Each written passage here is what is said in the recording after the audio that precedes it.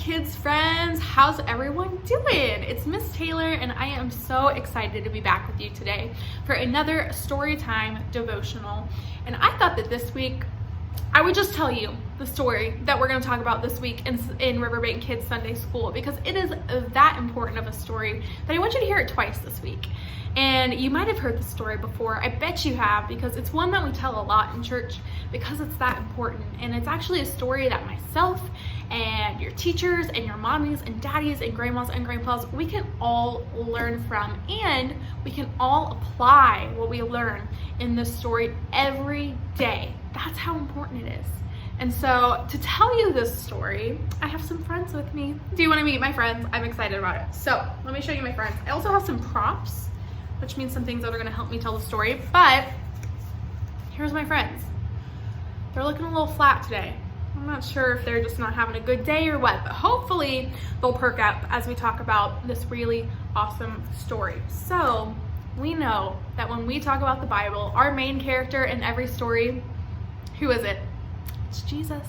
He's our main character in every story. And we know that Jesus is an awesome friend. We know that, right? He's our friend. We've experienced that. And the Bible says a friend is always loyal and a brother is born to help in time of need. And so we know that Jesus, he's always loyal, he's always with us, and he is always there to help us in a time of need. So he is a really good friend, and that's what we're going to talk about. Jesus being a good friend and how that helps us be good friends back. So anyway, the Bible says that one day Jesus, our good friend Jesus, was walking along the way and he came across another guy, and his name was Matthew. And Matthew was at work when Jesus found him. And Matthew was a tax collector. So he was at the tax office and he was collecting money from people at his job. Now Jesus, he went right up to Matthew and he said, "Matthew, follow me.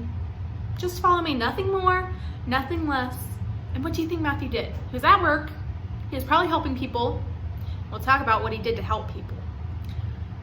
Jesus just came up to him and said, "Follow me." What would you have done in that situation? Well, Matthew decided, all right, I'm going to stand up and I'm going to follow you, Jesus. So Matthew decides to follow Jesus. And while that might not seem weird or abnormal, because a lot of people followed Jesus, we know that in this day that our Bible story is taking place, Matthew wasn't a popular guy. Matthew wasn't a popular guy because Matthew was a tax collector. And what that means is that back in the day, tax collectors, sometimes they weren't very honest about their work, and they would take a lot more money from people than they really needed to. So everybody has to pay taxes. That's still a part of our life today. But these tax collectors would take even more money than they needed to. And sometimes they'd pocket it for themselves. They'd give it to their bosses. And so they weren't the most popular or fun people to be around. So the fact that Jesus, this perfect Jesus, who's this awesome loyal friend, chose someone that really nobody else was choosing right then, that's a sign of a really good friend. Jesus is willing to be friends with somebody that nobody else wanted to be friends with. So continuing in our story, we know that Jesus didn't just ask Matthew to follow him and then that was the end of the story. Jesus and Matthew went and they had a meal together at Matthew's house. So Jesus is now at Matthew's house, the home of a sinner. Tax collectors were considered sinners because they lied about what they did. They were not honest in their work. They took all that extra money. So they were sinners. And Jesus went and he sat at the table of a sinner, his new friend Matthew, and he had a meal with him.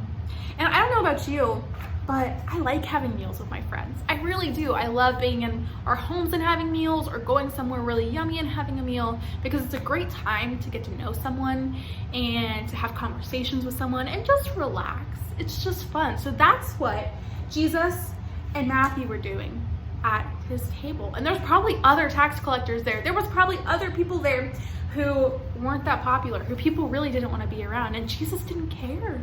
Jesus was like, these are my friends now. I'm happy to be here with them.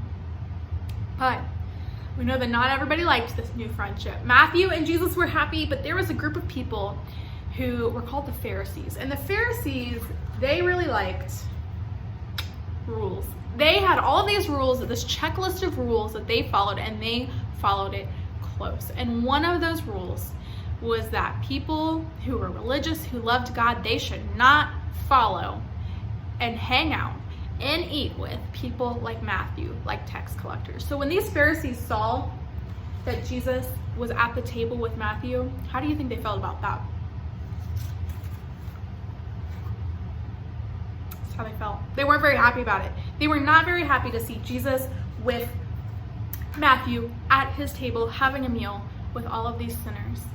What do you think Jesus said to those people when they questioned him and said, "Hey, Jesus, these rules, what you doing? Why aren't you following them?"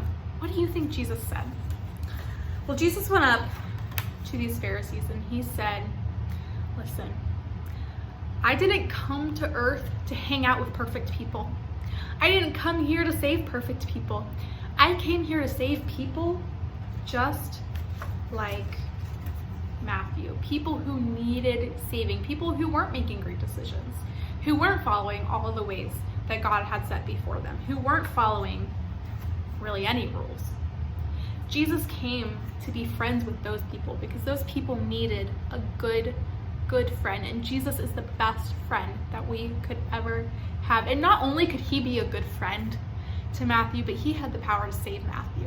And he had the power to make sure that Matthew lived an awesome, amazing life here on earth and that he got to spend eternity with God the Father in heaven. That's the power that Jesus held. And that's why Jesus spent time with him, because Jesus knew that was his greatest need. So he became friends with somebody that these rules said, don't want that to happen. He became friends with the guy who took so much money that didn't belong to him that he didn't need to take. And he spent time with him and did life with him. And that was really attractive to Matthew. Matthew wanted to follow Jesus because Jesus was such a great friend to him.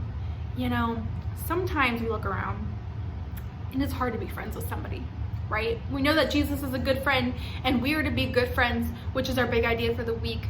But that's not always easy, is it? Because sometimes we don't agree with people's choices. Like we probably wouldn't agree with Matthew's choice, right? There's people all around us who live differently than we do and who don't really follow the rules that we like to follow. So just like Jesus showed us in this story, because we follow Jesus and because he's an awesome friend to us, we can be good friends to everybody. Now, it doesn't mean that we have to agree with everything they do and we have to follow all the things they do and make the bad choices they make. But you know what? None of us are perfect, but we are called to be good friends to each other. And so even if somebody lives differently than we do, we can still be there for them. We can still offer a listening ear. We can still help them in times of need, like Proverbs said, the verse we read earlier. We can still be a good friend to others because Jesus was the best friend to us and is always with us, just like he was with friend Matthew in a time when nobody wanted to be around Matthew. Think of the power that had in Matthew's life. Think of how happy that would have made him feel when everybody was neglecting him and didn't want to be around him. The most perfect person to ever walk the earth said, "I'm going to be your friend." Think about the power that it would have in somebody's life if you saw someone who was all alone and said, "You know what? I don't agree with everything they do, but I'm going to be their friend and I'm going to love them like Jesus loved Matthew and like Jesus loved me." That would be being an amazing, amazing friend. So I hope you enjoy this story. I love this story, and we're going to talk about it again this Sunday in RiverBank Kids. Your teachers have some awesome, fun things planned for you to help you learn this story even better and to practice what it means being a good friend, because Jesus is a good friend. Have a great week, you guys. I will see you on Sunday for another amazing week in RiverBank Kids. Thanks for being with me today, and I'll see you soon.